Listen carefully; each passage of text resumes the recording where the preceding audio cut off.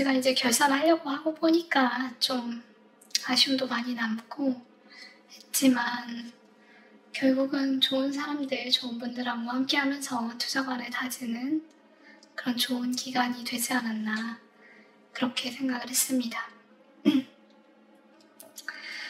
그래서 이제 돌이켜보니까 사실 뭐 수익은 뒤에 보시겠지만 그렇게 크게 나진 않았어요. 근데 그래도 이제 더 많은 분들 만나고 그분들하고 그러니까 투자 아이디어를 나누는 그런 그 히스토리를 쌓았다라는 게 좀 더 큰 의미가 아니었을까 그런 생각이 들었고 앞으로도 계속해서 오랜 기간 함께 할 수 있기를 기대하고 있습니다. 그래서 한번 시작해 볼게요. 그래서 그 1분기 LTO 결산 성과는 뭐 항상 그렇지만 좀 아쉬움이 남는 1분기였던 것 같아요.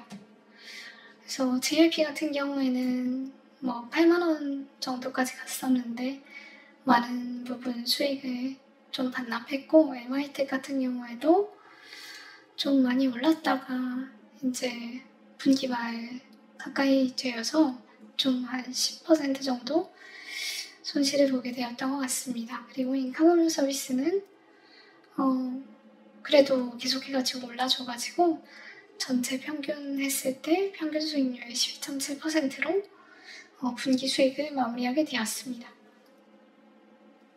해당 기간 동안에 이제 벤치마크 평균을 구해보면은 마이너스 4.3%로 초과 수익은 17% 정도였습니다. 그래서 이제 초과 수익은 커버 기업들 초과 수익은 17.0%였는데 막판에 좀 개인적으로는 좀 아쉬운 한 분기를 보내게 됐던 것 같습니다.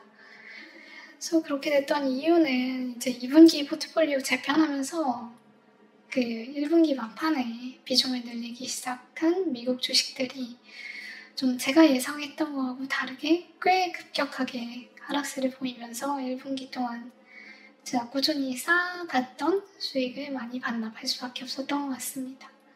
그래서 이게 이제 도어대시인데 도어대시도 좀 많이 하락했고 그 다음에 몽고DB도 거의 반토막이 났어요. 거의 한 달 사이. 그래서 오래 가져갈 종목이라고 생각하고 이제 계속 분할 매수하고 있지만 언제나 손실은 항상 좀 아픈 것 같아요. 근데 뭐 제 생각에는 그래요. 관세를 부과한다고 그리고 경기 침체가 온다고 데시패스를 구독하는 사람들이 배달 음식 주문을 줄일 것인가 혹은 식료품 주문을 줄일 것인가 오히려 저는 그보다는 외출해서 외식하는 횟수를 줄이고 배달을 더 많이 사용하고 그다음에 밖에 나가가지고 이제 직접 움직여가지고 식료품을 사기보다 빨리 배달시켜가지고 어차피 이제 배달시키는데 드는 비용은 데시패스로 면제가 되잖아요. 그래서 더 많이 사용하게 되는 게 자연스럽지 않을까 그런 생각이 들고 장이 계속해서 하락한다고 거기에 맞춰가지고 이제 뭐 그 도어대시도 하락해야 된다라는 거는 하락 초기에는 이제 그럴 수 있지만 지나면 지날수록 이제 도어대시가 퀄리티 기업이라는 거를 깨닫고 싸진 지분을 살려는 사람이 늘어날 거기 때문에 이런 기회에 더 많이 이제 그 지분을 모아가야 된다라고 생각하고 저도 계속해서 분할 매수로 대응을 하고 있습니다. 그리고 관세를 부과한다고 AI 대응을 위한 DB 소프트웨어 사용을 줄일까? 여기에 대해서도 저는 아니라고 생각합니다. 이제 AI는 과거에 컴퓨터나 그러니까 퍼스널 컴퓨터나 인터넷이 그랬듯이 그저 신기한 챗봇 정도가 아니라 더 높은, 더 효율적인 시간을 활용하고 높은 생산성을 위해서 필수적인 조력자가 될 거라고 생각합니다. 이러한 AI 시대의 MDB는 기존의 그 오라클이 점유하고 있던 관계형 DB 점유율을 지속적으로 침식해 나가면서 보다 경제적인 DB 운용 대안으로 부상하고 있습니다. 그래서 만약에 AI 활용도가 앞으로 급격히 낮아진다 라고 하면 할 말이 없을 것 같아요. 근데 보시면 아시겠지만 우리는 지브리 프사가 우리 주변의 일이라고 생각하잖아요. 근데 이게 정말 세계적인 현상이라는 거를 알 수 있습니다. 챗GPT한테 한번 물어봤어요. 그랬더니 2022년 11월 30일에 챗GPT가 공개된 이후에 가입자 수 기준으로 봤을 때 2023년 11월에 1년이 지나가지고 1억 명이 됐고 24년 말 또 1년이 지나가지고 3억 명이 됐는데 이제 25년 2월에 4억 명이 됐고 그 다음에 거의 한 달밖에 안 지나가지고 어제 5억 명을 돌파했다. 40일 정도 걸렸다고 하더라고요. 그래서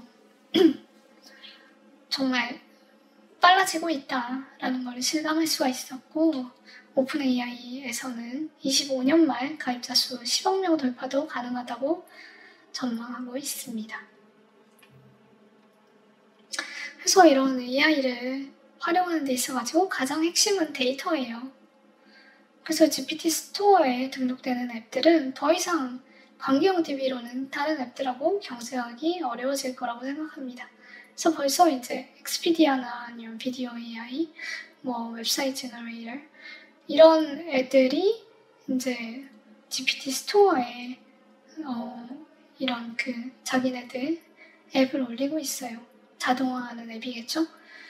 그래서 이런 앱을 활용할 때는 더더욱이나 이제 관계형 DB로는 더 이상 대응이 원활하게 안 되고 이제 이런 앱들이 늘어나고 그다음에 이런 앱들을 사용하는 사람이 늘어나고 그에 따라서 이제 여기에서 실제 수익이 발생하기 시작하면은 이제 몽고DB의 시간이 오지 않을까. 그래서 지금은 인내하면서 지내야 될 시간이다 라고 생각하고 있습니다.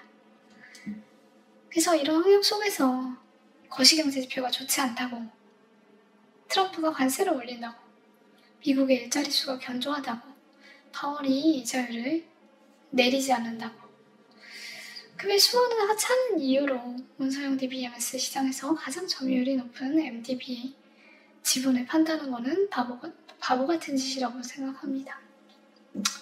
그래서 이제 2분기가 시작되고 있어요. 그래서 지금 이제 커버 기업 수익률은 절대적으로도 그리고 상대적으로도 제 마음을 아프게 하고 있습니다. 근데 이럴 때일수록 더 깊게 공부하고 서로에게 위로와 용기가 되는 말이 오가가지고 군중에 휩쓸려서 낮은 가격에 매도하는 것을 막아주는 커뮤니티가 되길 바라고 있습니다. 그래서 보시면 아시겠지만 일주일도 안 돼가지고 현주가는 이제 4월 4일 기준이 되겠네요. 그래서 일주일도 안 돼가지고 수익률이 평균 마이너스 8.15%가 났습니다.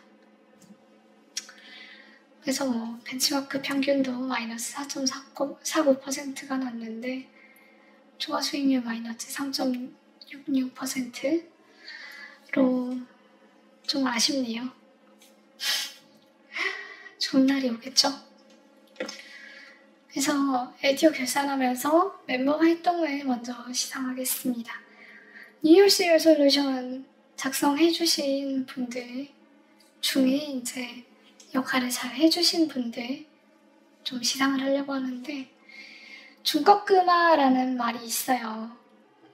그래서 우리는 투자자로서 실망할 때도 있고 그리고 마음이 꺾일 때도 분명히 있습니다. 그래서 이제 공부를 하기 싫을 때도 있고 해도 성과가 나오지 않는 것 같을 때도 여러 번 있었습니다. 그리고 여러분들에게도 있을 거라고 생각합니다.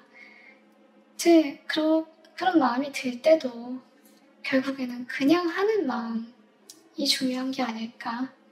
중요한 건 꺾여도 그냥 하는 마음이 아닐까. 그런 생각이 들었습니다.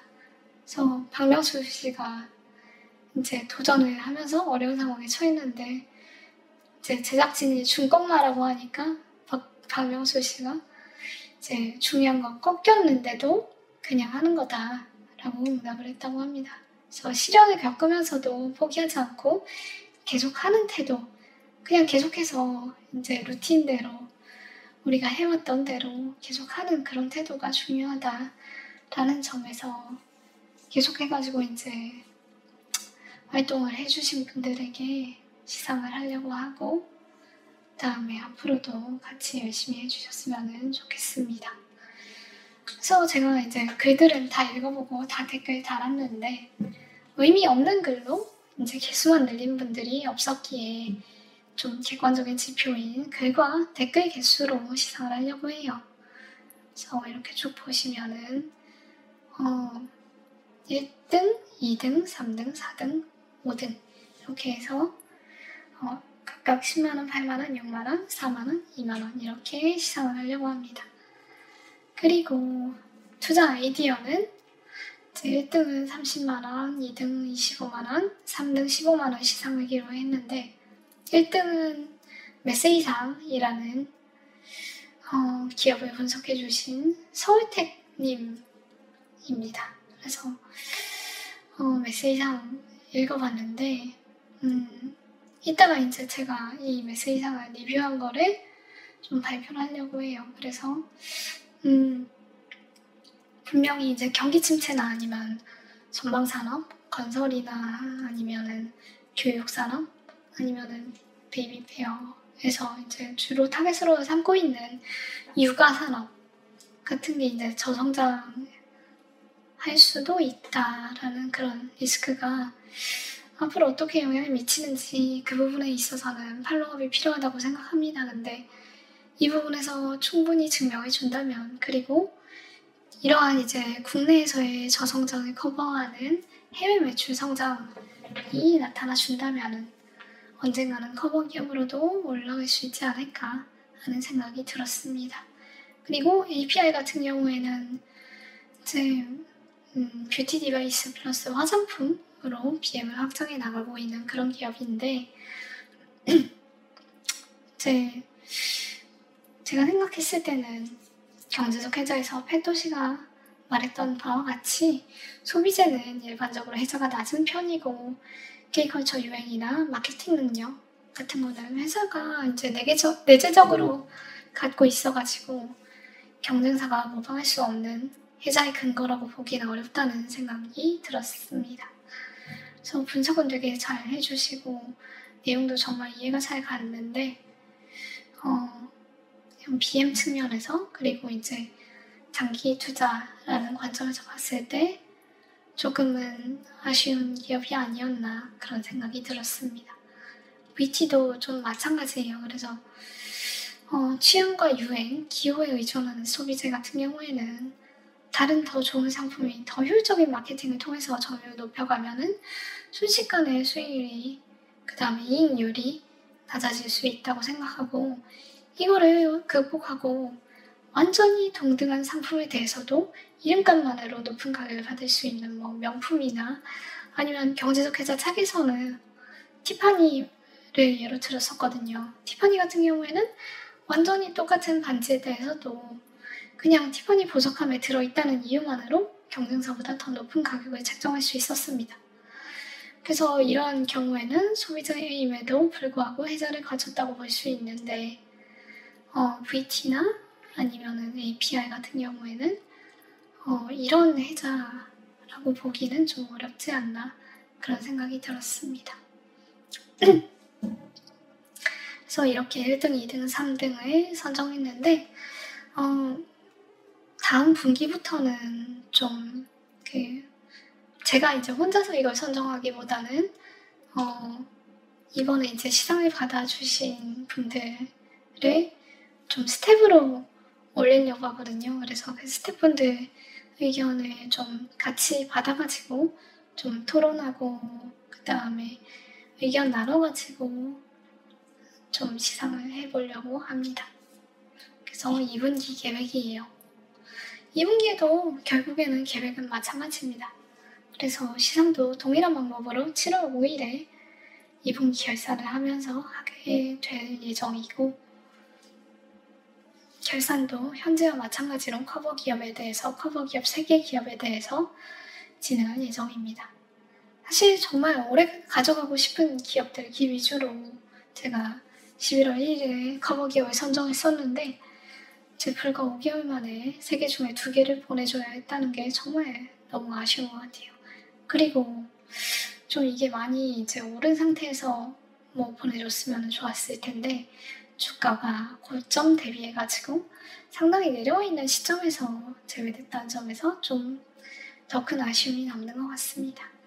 그럼에도 불구하고 투자 아이디어가 훼손되었다면 과감히 제외하는 게 LTO의 취지라 생각하고 2분기 결산 때에는 이런 일이 없기를 바랄 뿐입니다. 매크로 이슈가 정말 시장을 지배하고 있고 그다음에 정치적인 이슈 이런 게 시장을 지배하고 있는데 정말 가치 투자 기반의 수익률이 미미하고 자산 증식 속도가 좀 느리다라고 지루해할 수도 있지만 저는 결국에는 LTO 멤버들하고 함께 증명해낼 것입니다.